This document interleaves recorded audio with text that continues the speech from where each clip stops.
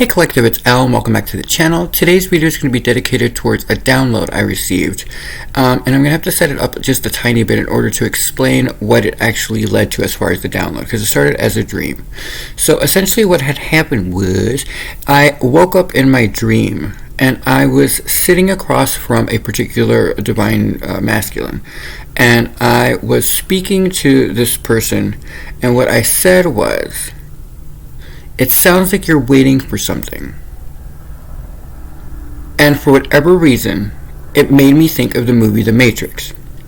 So when I got up this morning, I went ahead and I looked at The Matrix. There was a video that I'm going to probably link underneath this one that was in my feed magically.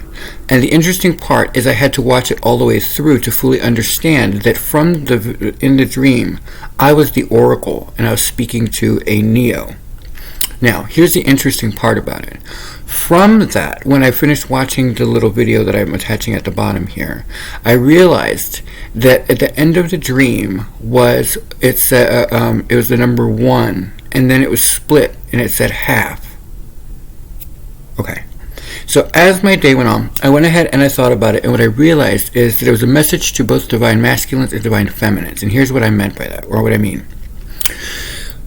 When I was the Oracle, I was speaking to the masculine, but when I saw the half at the end of the dream, what I realized is that 1 becomes 2.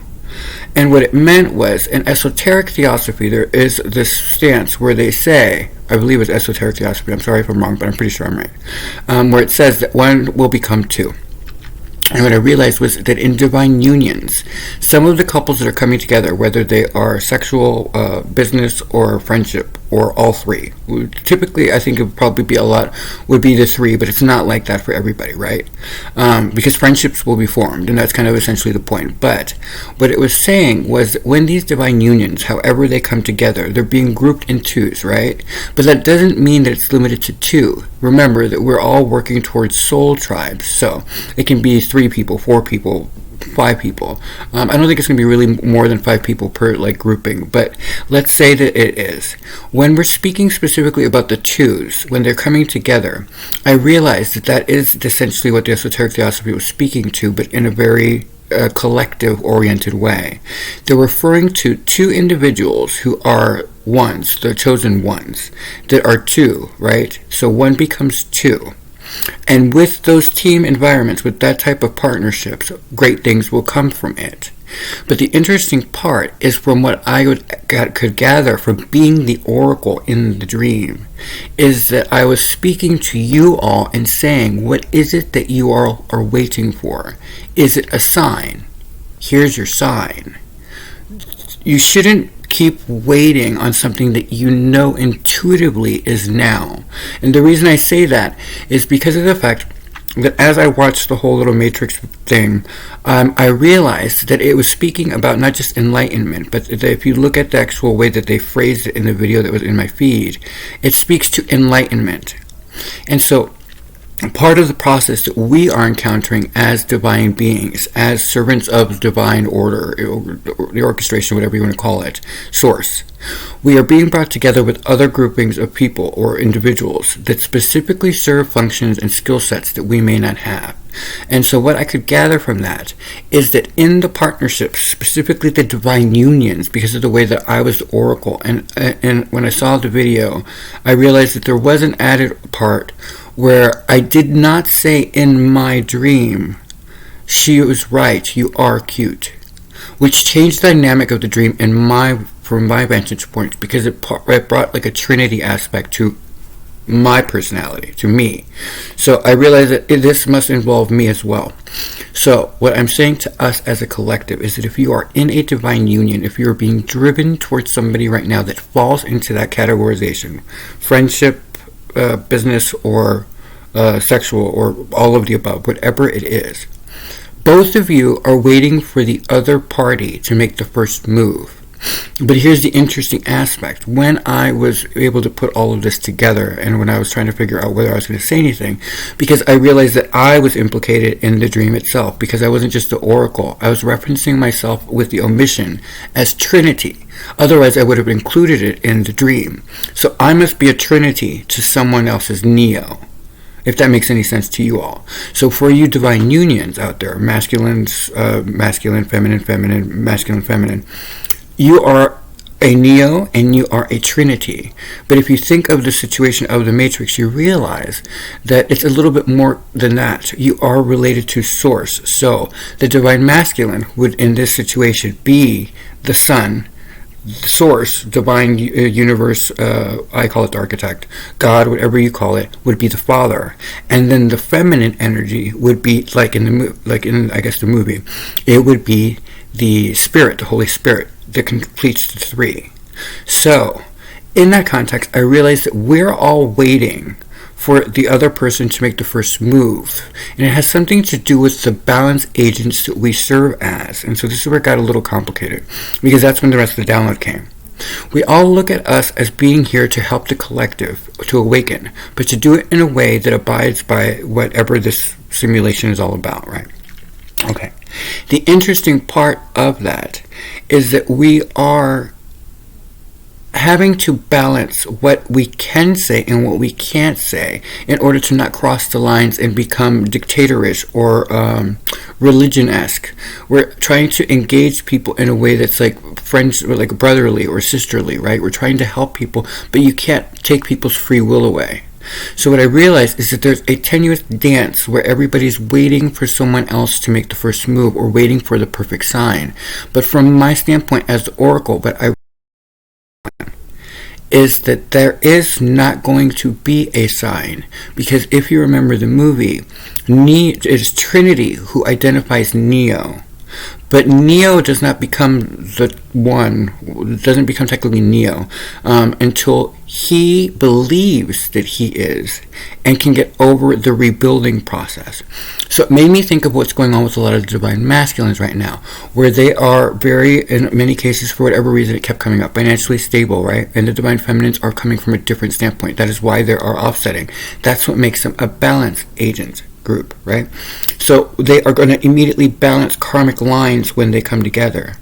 But what's interesting about that scenario is that though they're balancing each other out, one of the things is that when you come from lacking, a lack mentality, then your rise is a little bit easier to moderate than when you are above, and you have to kind of dismantle it, because in order to go to this next level, from what my stance as the Oracle was, you must believe that you are, and you must go through the restructuring phase, which to someone who is rebuilding and starting again is a little bit easier than someone who might have to dismantle falsities, lies, or deceit, or something that's just questionable here, because otherwise it probably wouldn't need to come down.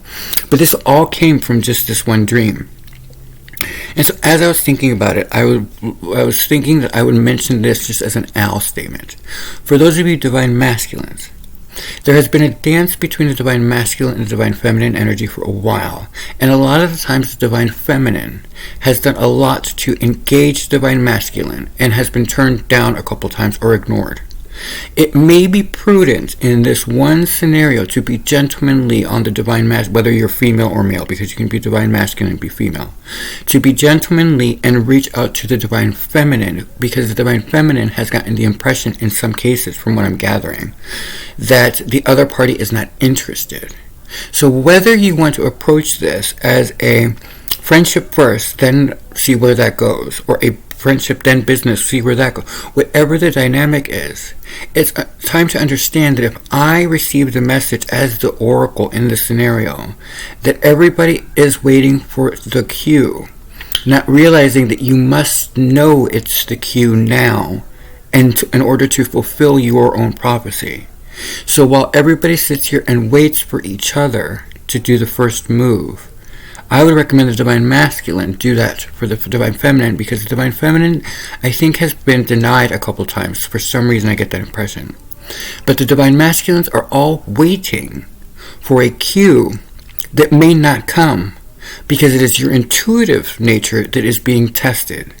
So if I was the Oracle and we have gone from 1 to 2, then the 2 make the whole. They make the whole for whatever the next chapter is.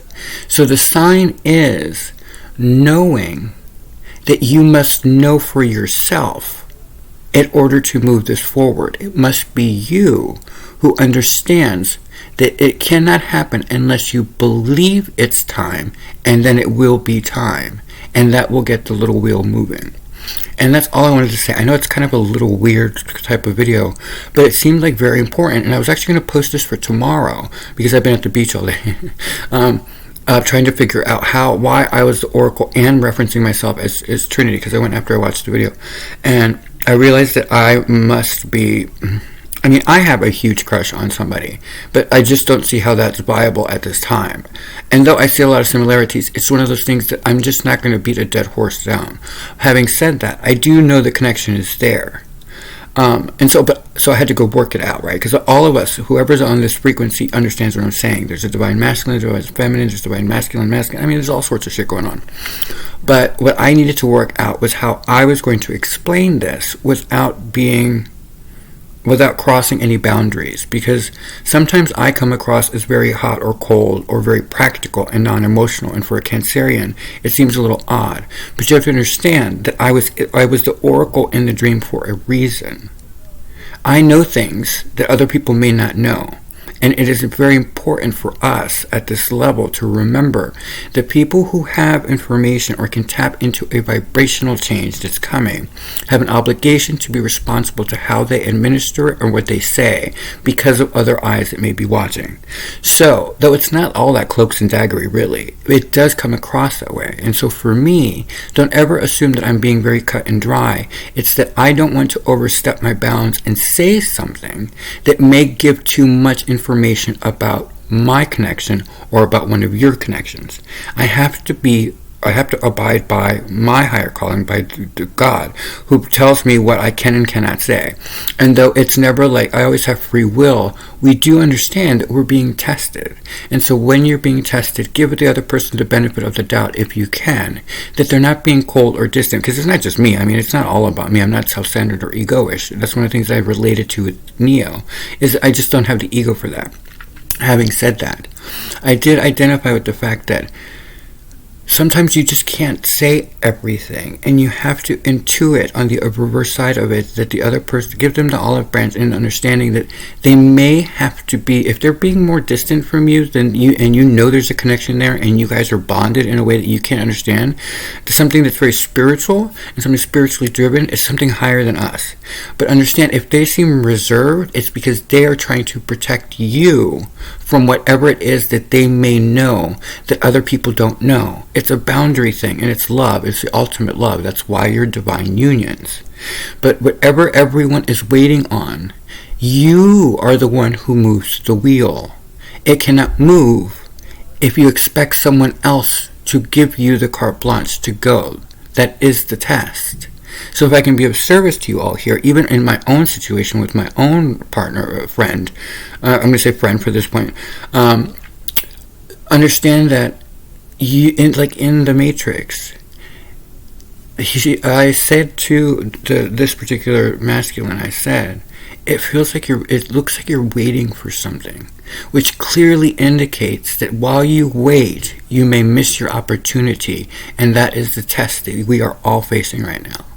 That's it for me, guys. I hope you have a great night, and I hope this makes sense, especially to you divine masculines and feminines. Guys, girls, whoever's divine masculine, do the feminines a favor. If they've been ignored or given the cold shoulder at any point in time, they're not going to be all bitchy about it, but they're also not going to come back at it because they will feel like they have no, who beats a dead horse? That's crazy. So understand that it might be one of those places where the divine masculine must knuckle up and just say something and just get the ball going, because if you're going to wait until it's too late and another option will be available. That's all my impression that I got from all of that. I hope you guys have a great night.